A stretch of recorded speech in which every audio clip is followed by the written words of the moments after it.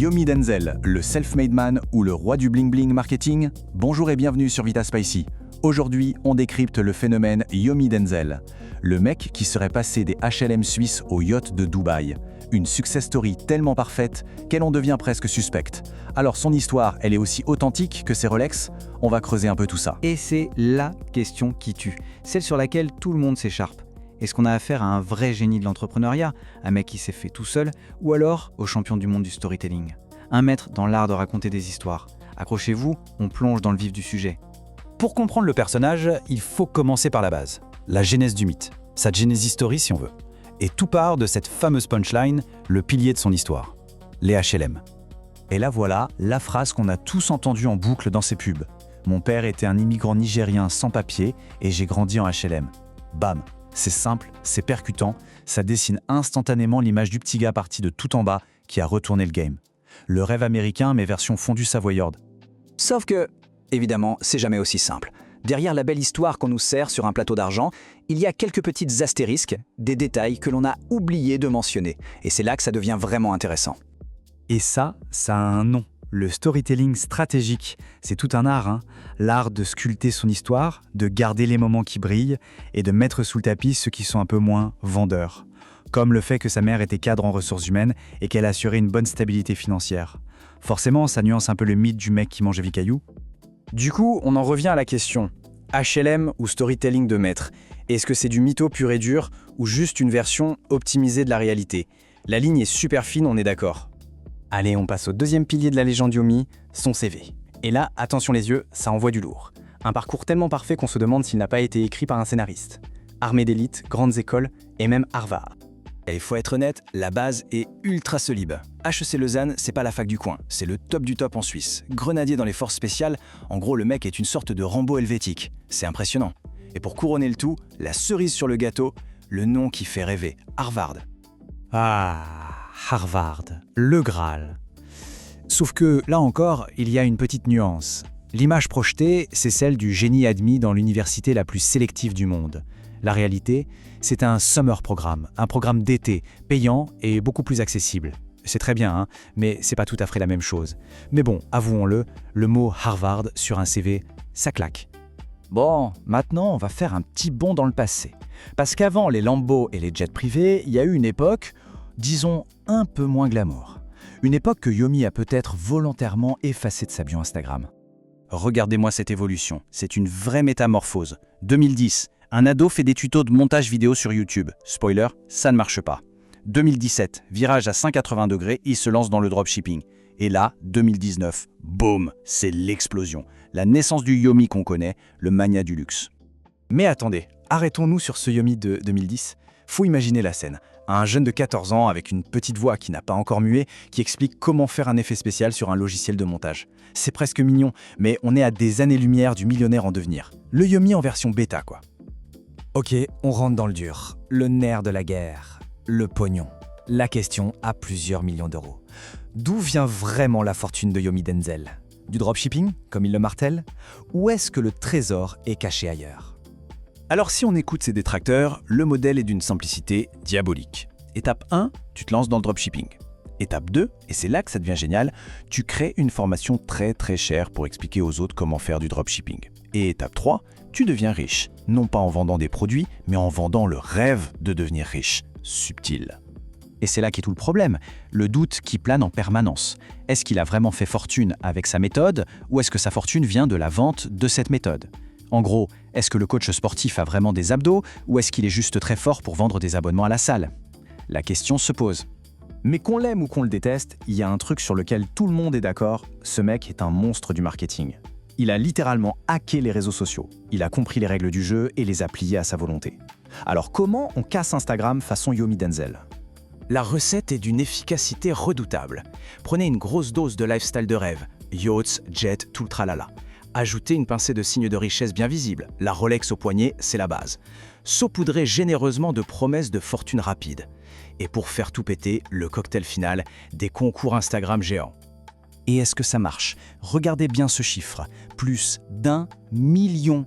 Non, ce n'est pas son compte en banque, c'est le nombre de participants à ses concours. C'est juste colossal. Il a créé une machine à viralité qui lui apporte une visibilité de malade pour un coût ridicule. C'est du génie marketing. Point. Bien sûr, les sceptiques diront que ce ne sont pas de vrais concours, mais juste des opérations marketing déguisées pour faire grimper ses followers et vendre ses formations.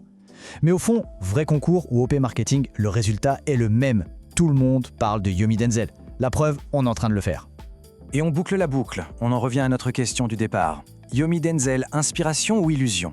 Le modèle qui prouve que tout est possible quand on s'en donne les moyens, ou le maître d'une magnifique fiction, construite sur un marketing parfait?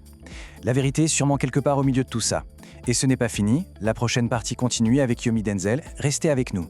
On est toujours sur Vita Spicy, le nouveau média piquant qui analyse les personnalités riches, célèbres ou décalées, et qui parle de tous les thèmes importants de la vraie vie. Vita Spicy, c'est l'université de la vraie vie.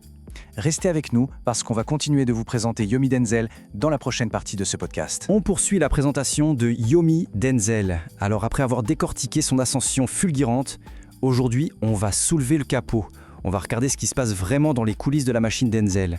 Attachez bien vos ceintures parce qu'on va analyser la deuxième partie de sa carrière. Et croyez-moi, il y a du très très lourd. Allez, on attaque direct avec la question qui fâche. On voit Yomi absolument partout, dans des médias super prestigieux comme Forbes, et forcément on se dit « Waouh, quel parcours !» Mais est-ce que cette gloire, elle est 100% méritée? Ou est-ce qu'on peut, disons, donner un petit coup de pouce au destin avec sa carte bleue? Bon, on plonge dans le vif du sujet. À un moment donné, Yomi est devenu littéralement omniprésent. Forbes, BFM TV, la télé suisse, son visage était partout. Comment il a réussi ce tour de force? Sérieusement, c'est juste du talent pur ou est-ce qu'il y a une stratégie, disons, bien huilée derrière tout ça? Et voilà la réponse qui tombe cash. Certaines de ces apparitions médiatiques, celles qui ont construit sa légende, ne sont pas tout à fait le fruit du hasard. C'est tout de suite un peu moins glamour que le mythe de l'entrepreneur parti de zéro, hein. Ok, décortiquons ce mythe ensemble. L'article dans Forbes, avec ce titre de rêve, d'étudiant fauché à millionnaire, celui qui a fait fantasmer tout le monde, la réalité est un peu moins magique.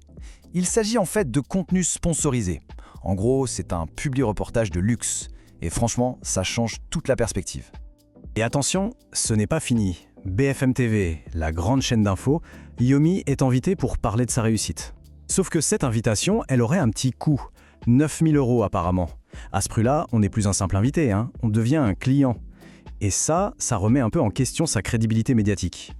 Du coup, la question se pose, forcément. Est-ce qu'on est face à la consécration d'un pur génie du e-commerce ou plutôt face à une masterclass de marketing où chaque apparition est calculée et surtout monétisée? Le doute est plus que permis et c'est aussi ça qui rend le personnage aussi fascinant.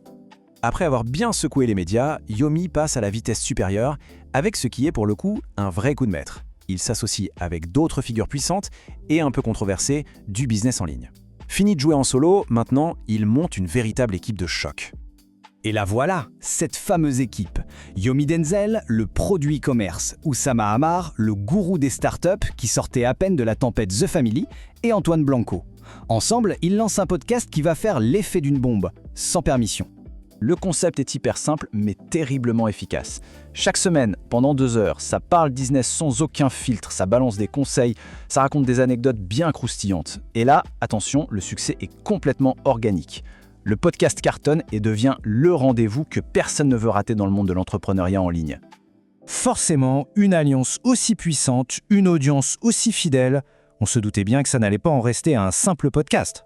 Très très vite, cette force de frappe se transforme en une nouvelle opportunité commerciale. La machine à vendre est enclenchée. Et c'est quoi le produit? Une nouvelle formation bien sûr, mais cette fois avec le mot magique du moment, l'intelligence artificielle. La promesse est hyper alléchante. On va vous apprendre à utiliser l'IA pour monter un business e-commerce et bien sûr devenir riche. Franchement, qui dirait non à ça? Et pour vendre cette formation, ils ne font pas les choses à moitié. Ils sortent l'artillerie lourde. Des pubs massives sur tous les réseaux, un soi-disant challenge gratuit qui est en réalité un énorme tunnel de vente. Leur marketing est agressif, ultra efficace et sans surprise, les ventes explosent. C'est un vrai cas d'école. Mais alors, on arrive au point crucial. Est-ce que les gens qui achètent cette formation obtiennent vraiment les résultats promis? Eh bien, c'est là que ça devient un peu flou. On voit beaucoup de com sur les ventes de la formation, mais très peu de témoignages concrets sur la réussite des élèves. Le mystère reste entier. Allez, changement radical de décor. On laisse le business pur et dur de côté pour un aspect plus humain. Yomi se lance dans la philanthropie. C'est un geste noble, bien sûr, mais avec un personnage aussi doué en marketing, on est un peu obligé de se demander si c'est 100% sincère. Concrètement, qu'est-ce qu'il fait? Il crée une fondation au Nigeria. Le but, c'est de former des jeunes à des compétences qui ont de l'avenir. Le code, la blockchain, l'intelligence artificielle. Sur le papier, c'est une initiative absolument géniale, il n'y a rien à dire. Mais voilà, le scepticisme n'est jamais très loin. Est-ce que c'est une vraie envie de donner en retour, d'avoir un impact positif? Ou est-ce que c'est aussi, et peut-être surtout, une excellente stratégie de com pour adoucir son image de vendeur de rêve un peu agressif? La question mérite vraiment d'être posée. Au final, s'il y a une chose qui est sûre, c'est que Yomi Denzel a créé une méthode. Un mélange parfait de storytelling, de marketing d'influence, d'alliance stratégique et une maîtrise totale de son image. C'est l'exemple parfait du personal branding poussé à l'extrême. On arrive donc à la grande question, celle qui résume tout. Faut-il voir Yomi Denzel comme une source d'inspiration ou avant tout comme un pur génie du buzz? Entre les apparitions dans les médias qu'on peut s'offrir, les alliances stratégiques et les lancements de formations explosives, la méthode Denzel est un cas d'école. Mais la vraie question, c'est est-ce que le fond est aussi solide que la forme? Ça reste ouvert et c'est à chacun de se faire sa propre opinion. Pour creuser le sujet, retrouver toutes nos sources et aller encore plus loin, tout se passe sur notre site vitaspicy.com. Si cette analyse a plu, montrez-le nous, mettez un like, partagez-la à 1, 2 ou 3 personnes que ça pourrait chauffer et surtout abonnez-vous à la chaîne YouTube Vita Spicy, ça ne coûte rien. Et pour ne vraiment rien rater, le réflexe ultime c'est de s'inscrire à notre newsletter gratuite. On se dit à très vite.